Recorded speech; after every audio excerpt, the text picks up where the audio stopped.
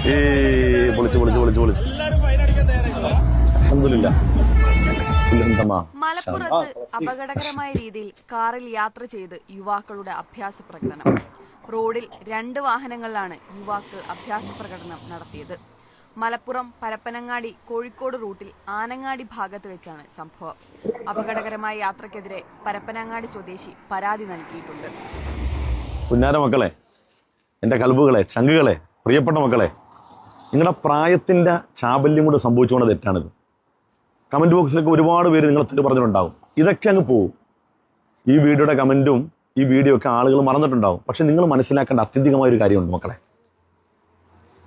എത്രയോ ആളുകൾ ഒരു നേരത്തെ ഭക്ഷണത്തിന് വേണ്ടി അധ്വാനിക്കാൻ പോകുന്ന വഴി ആക്സിഡന്റിൽ പെട്ടിട്ട് തൻ്റെ പ്രായാധിക്യം വന്ന മാതാപിതാക്കളെ സംരക്ഷിക്കേണ്ട, അവർക്ക് ഭക്ഷണം കൊടുക്കേണ്ട, അവരുടെ പ്രാഥമിക കാര്യങ്ങൾ നിർവഹിക്കേണ്ട കാലത്ത് അതേ അച്ഛനും ഉമ്മയും വാപ്പയൊക്കെ ഈ മക്കളെ കാഷ്ടം കോരുക, മൂത്രം കോരുക. എന്താ അറിയോ?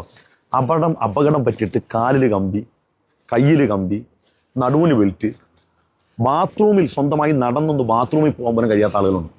അപകടം പറ്റിയിട്ട് നിങ്ങൾ ഈ കാണിക്കുന്ന ആലോചിച്ച് നോക്കിയേ. ബാപ്പമാര് മരുഭൂമിയിൽ കിടന്ന് അധ്വാനിക്കുന്ന പൈസ അവരെങ്ങനെയാ പൈസ ഉണ്ടാക്കുന്നറിയാവോ? ഈ പച്ചറൊട്ടിയും കുബൂസും തൈരും ഒക്കെ തിന്ന് ഉണ്ടാക്കുന്ന ആ പണം ഉണ്ടല്ലോ, ആ കാശ് നിങ്ങൾക്ക് നാട്ടിലേക്ക് അയച്ചു തരുമ്പം നിങ്ങൾ ജീവിതത്തിന്റെ ഒരു പ്രയാസവും ഒരു പ്രതിസന്ധി നിങ്ങൾ അറിയുന്നില്ല, ഒരു തരത്തിലുള്ള വിഷമങ്ങളും നിങ്ങൾ അറിയുന്നില്ല. നിങ്ങൾ ആഘോഷത്തിന്റെയും ആഹ്ലാദത്തിന്റെയും നിമിഷങ്ങളും ആ ദിനരാത്രങ്ങളും സുഖവും മാത്രമേ നിങ്ങൾ അറിയുന്നുള്ളൂ. മോനെ, ഇതിനപ്പുറം ഒരു ജീവിതമുണ്ട്. ഞാൻ പലപ്പോഴും ആളുകളോട് പറയാറുണ്ട്, പ്രവാസികൾ അവരുടെ മക്കളെയൊക്കെ അവരുടെ കുടുംബത്തിനെയൊക്കെ പ്രത്യേകിച്ച് ഭാര്യനെയൊക്കെ ഒന്ന് ആ ഗൾഫ് കൺട്രിയിൽ നിന്ന് കാണിക്കണം, അവരെങ്ങനെയാണ് കിടക്കുന്നത്. കഴിഞ്ഞ പ്രാവശ്യം ഞാൻ സൗദി ചെല്ലുമ്പോൾ എൻ്റെ പ്രിയപ്പെട്ട ഒരു കൂട്ടുകാരൻ്റെ റൂമിൽ ചെന്നപ്പോൾ ഭക്ഷണം വെക്കുന്നത്, കിടക്കുന്നത്, ആ താമസിക്കുന്ന അവൻ കിടക്കുന്ന ആ വിരിപ്പിനോട് ചേർന്നാണ് അവൻ്റെ ബാത്റൂം. അതിൻ്റെ തൊട്ടിപ്പുറത്താണ് അവൻ ഭക്ഷണം പാകം ചെയ്യുന്നത്. ഇങ്ങനെയൊക്കെ ഉണ്ടാക്കുന്ന പണം നാട്ടിലേക്ക് അയച്ചു കഴിയുമ്പോൾ അത് കഴിക്കുമ്പോൾ എല്ലിൻ്റെ ഇടയിൽ കുത്തും.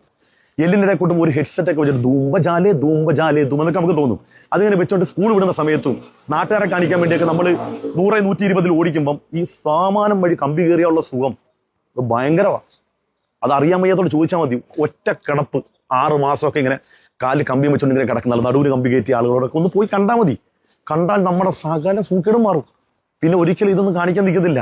ഇത് കേസ് വഴക്ക് ഇതൊക്കെ അങ്ങ് പോകും, ഇതൊക്കെ ഫൈൻ അടച്ചാൽ തീരും. പക്ഷെ ഇതിനപ്പുറത്തേക്ക് ഒരു അപകടം പറ്റിയാൽ പൊന്നു മക്കളെ, ജീവിതകാലം മുഴുവൻ അതിൻ്റെ ഒരു സാന്നിധ്യം നമ്മളെ വേട്ടയാടിക്കൊണ്ടിരിക്കും. എൻ്റെ ഒരു കൂട്ടുകാരൻ, അദ്ദേഹത്തിന്റെ മുഖം പ്ലാസ്റ്റിക് സർജറി ചെയ്താണ്. എന്ത് രസമായിരുന്നു കാണാനെന്നറിയാം, എത്ര ഭംഗിയായിരുന്നു. എന്തോ സംസാരിച്ചു, ഇപ്പൊ സംസാരിക്കുമ്പോൾ വാ കൂടും.